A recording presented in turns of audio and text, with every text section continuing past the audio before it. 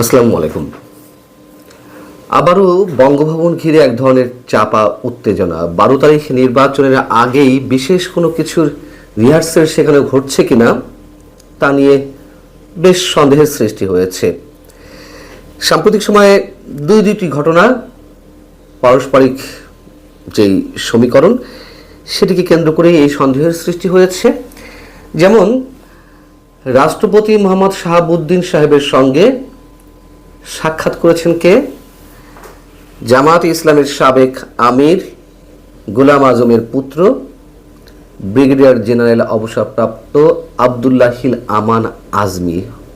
তিনি হঠাৎ কি কারণে দেখা করলেন? দেখা করার বিষয়টি কি? মানে বেশ হাস্যকর। উপর থেকে মনে হতে পারে যে এটি হাস্যকর, কিন্তু ভিতরে কি রয়েছে? তিনি মঙ্গলবার রাষ্ট্রপতি মোহাম্মদ শাহাবুদ্দিনের সঙ্গে দেখা করেছেন। দেখা করে তাকে কিছু বই উপহার দিয়েছেন। তিনি নিজেই তার সামাজিক যোগাযোগ মাধ্যম ফেসবুকে স্ট্যাটাসের মাধ্যমে এই বিষয়টি জানিয়েছেন। আগে একটু কিছুটা পড়ি তার স্ট্যাটাস থেকে, আপনারা ধারণা করতে পারবেন।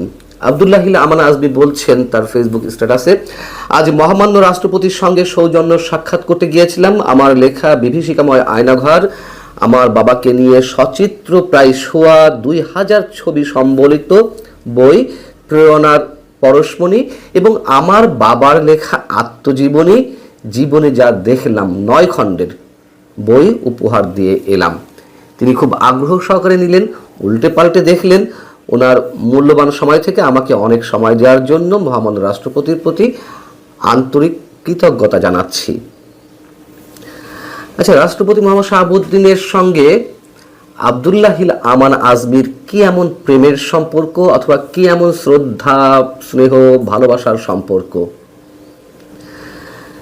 সেটি ব্যক্তিগত জায়গা থেকে হোক অথবা আদর্শগত জায়গা থেকে হোক, যেভাবেই আমরা বিচার করি না কেন, কোনোভাবেই তো রাষ্ট্রপতিকে এই মুহূর্তে, এই অস্থির সময়ে তার লেখা বই কিংবা তার বাবা গোলাম আজমের লেখা বই বা ছবি উপহার দেওয়ার কোনো কারণ নিশ্চয়ই নেই।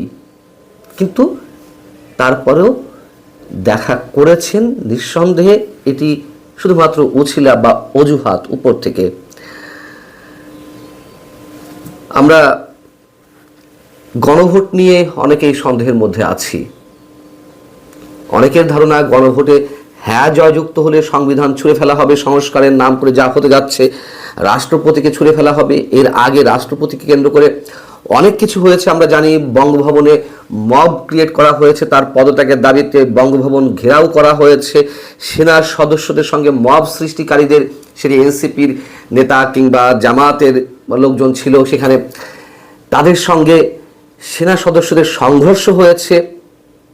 এবং অকপটে রাষ্ট্রপতিও আন্তর্জাতিক গণমাধ্যমের কাছে তিনি তার অবস্থান তুলে ধরেছেন। তার সঙ্গে বর্তমান যে প্রধান উপদেষ্টা ডক্টর মোহাম্মদ ইউনূস কী ধরনের আচরণ করছে, তার সরকার কী আচরণ করছে, এটি আমরা সব কিছুই জানি, এগুলো পুরোনো কথা। সেই অবস্থার মধ্য দিয়ে সেই রাষ্ট্রপতিকে বই উপহার দিতে যাবেন আবদুল্লাহ হিল আমান আজমি সাহেব, এত সহজ মনে করার কোনো কারণ নেই। এবং এই আবদুল্লাহ হিল আমান আজমিকে তো পাকিস্তানের বিভিন্ন পর্যায় থেকে দাবি করা হচ্ছে যে তাকে যেন বাংলাদেশের প্রতিরক্ষা মন্ত্রীর দায়িত্ব দেওয়া হয় বা প্রতিরক্ষা উপদেষ্টা দায়িত্ব দেওয়া হয়, তাকে যেন তা না পারলে অন্তত সেনা প্রধানের দায়িত্ব দেওয়া হয়, এবং নানান ধরনের খবরাখবর আমাদের কাছে আসছে। এবং তা নিয়ে এর আগে আমি কথা বলেছি। সেই জায়গা থেকে আবদুল্লাহ হিল আমান আজমি প্রকাশ্যে দাঁত ভাঙার জবাব দেওয়ার কথা বলেছেন আমাকে, সে কথা আপনারা জানেন। যাই হোক, নতুন করে বঙ্গভবনকে টার্গেট করা হয়েছে তার আরও একটি প্রমাণ হচ্ছে জামায়াতের আমির ডাক্তার শফিকুর রহমানের এক্স অ্যাকাউন্ট থেকে দেওয়া তার একটি পোস্টকে কেন্দ্র করে সারা বাংলাদেশে যে তোলপাড় শুরু হয়েছে আমরা সবাই জানি। তিনি তার ওই স্ট্যাটাসে কর্মজীবী নারীদেরকে পতিতাদের সঙ্গে তুলনা করলেন এবং এর বাইরে নারী স্বাধীনতা বা নারীদের কাজকর্ম নিয়ে অনেক ধরনের মন্তব্য করেছেন আল জাজিরার কাছে। সেখানে যা বলেছেন তার সাথে শুধু এই স্ট্যাটাসে পার্থক্য যে পতিতা শব্দটা এখানে ব্যবহার করেছেন, আল জাজিরার কাছে দেওয়া সাক্ষাৎকারে সেই শব্দটি ইউজ করেননি। কিন্তু যখন এটি নিয়ে সারা বাংলাদেশে তুমুল হইচই, সেটি নিয়ে তখন তারা ডক্টর শফিকের দল জামাতে ইসলামী দাবি করলো যে তার আইডি হ্যাক করা হয়েছে অথবা ডক্টর শফিকের ডিভাইস হ্যাক করা হয়েছে। এবং কোথায় করা হয়েছে তারা দাবি করলো যে বঙ্গভবনের কোনো এক ইমেল থেকে বা বঙ্গভবনের বিশেষ কোনো ব্যক্তির মাধ্যমে তার ডিভাইস নিয়ন্ত্রণে নেওয়া হয়েছে। এবং এই দাবির পরপরই আমরা দেখলাম ওই মঙ্গলবার আব্দুল্লাহিল আমান আজমি দেখা করতে গিয়েছিলেন, সাক্ষাৎ করতে গিয়েছিলেন, বই উপহার দিতে গিয়েছিলেন রাষ্ট্রপতিকে, ওই দিন সকালেই জামাতের একটি বিশেষ প্রতিনিধি দল বঙ্গভবনে গিয়ে 24 ঘন্টার আলটিমেটাম দিয়ে এলো যে এই সময়ের মধ্যে যে অভিযোগ তারা জানাচ্ছে সে বিষয়ে তদন্ত রিপোর্ট জমা দিতে হবে। যদিও তারা রাষ্ট্রপতি মোহাম্মদ শাহাবুদ্দিনের সঙ্গে দেখা করতে পারেননি, তার সামরিক সচিবের সঙ্গে কথা বলেছেন। জামাত এনসিপি নেতারা যা চায় সেটি মব ক্রিয়েট করার মাধ্যমে হোক আর যে মাধ্যমেই হোক, ইউনূস সরকার সেটি সাথে সাথে এক্সিকিউট করে, তার তো অসংখ্য উদাহরণ রয়েছে আমাদের সামনে।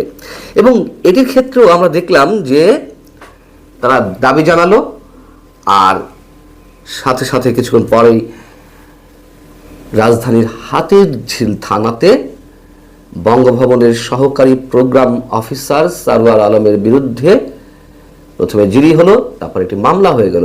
পরবর্তীতে কি হলো, তাকে আটক করা হলো, গ্রেপ্তার করা হলো। ডিবি প্রধান সংবাদ সম্মেলন করলেন তাকে আটকের ঘটনা নিয়ে এবং সেখানে প্রশ্ন করা হলো সারওয়ার আলমের বিরুদ্ধে কি কোনো প্রমাণ পাওয়া গেছে, যে অভিযোগ জানানো হচ্ছে। তিনি বলছেন যে প্রমাণ এখনো পাওয়া যায়নি, আমরা ইনভেস্টিগেট করছি, আমরা দেখি কি করা যায়। তাহলে প্রমাণ ছাড়া কেন তাকে আটক করা হলো? মামলা হলেই কি যে কাউকে আটক করা যায় সাথে সাথে? তিনি উত্তর দিতে পারলেন না, তিনি অ্যাভয়েড করছিলেন। সাংবাদিকরা যখন আবারও বললেন যে তার বিরুদ্ধে প্রমাণ ছাড়া কেন আটক করা হলো, তিনি বললেন যে এটি হাতিরঝিল থানা বলতে পারবে। তার মানে বোঝা গেছে তো। এরপর আবার কি হলো, আমিরে জামাত ডক্টর শফিকুর রহমান তিনি তার ফেসবুকে একটি পোস্ট দিলেন। তিনি কি লিখলেন পোস্টে? আলহামদুলিল্লাহ, আমার ভেরিফাইড এক্স আইডি যেখান থেকে হ্যাক হয়েছিল সেই সংশ্লিষ্ট ব্যক্তিটি আইন শৃঙ্খলা রক্ষাকারী বাহিনীর হাতে আটক হয়েছে। আমি আশা করি এখন ন্যায় বিচারটাও পাবো এবং তা খুবই প্রয়োজন। দেশে সাইবার অপরাধ নিয়ন্ত্রণ ও আসন্ন নির্বাচনকে সুষ্ঠু করার পক্ষে এ ধরনের আইনি উদ্যোগের কোনো বিকল্প নেই। তিনি কি সুন্দর একটা স্ট্যাটাস দিয়ে দিলেন, কোনো ধরনের প্রমাণ নেই। জামাত কি প্রমাণ পেয়েছে সেটি আমাদের সামনে উপস্থাপন করেছে, যে কি তারা প্রমাণ পেয়েছে, যে যার ভিত্তিতে তারা অভিযোগ করছে যে সারওয়ার আলমের ইমেল আইডি থেকে এটি হ্যাক করা হয়েছে বা এখান থেকে ভুয়া পোস্ট দেওয়া হয়েছে ডাক্তার শফিকুর রহমানের বিরুদ্ধে, মানে তার নামে। জামাত সাথে সাথে সেটিকে স্বাগত জানালো এবং আমাদের অনেককেই যেভাবে সন্ত্রাস বিরোধী আইনে মামলা দেয়া হয়েছে, আটক করা হয়েছে, কারাগারে থাকতে হয়েছে, এই সারওয়ার আলমকেও নিশ্চয়ই এইভাবে কারাগারে থাকতে হবে। 12 তারিখে নির্বাচনে কি হয় আমরা এখনো নিশ্চিত নই। বঙ্গভবন যে আগে থেকেই টার্গেট করা হয়েছে এই সব ঘটনাকে কেন্দ্র করেই বোঝা যাচ্ছে। এবং প্রথমে যেটি বলছিলাম যে রিহার্সাল শুরু হয়েছে, 12 তারিখ নির্বাচনের সঙ্গে সঙ্গে কি হতে পারে তার কোনো একটা কিছু। ভালো থাকুন সবাই, আল্লাহ হাফেজ।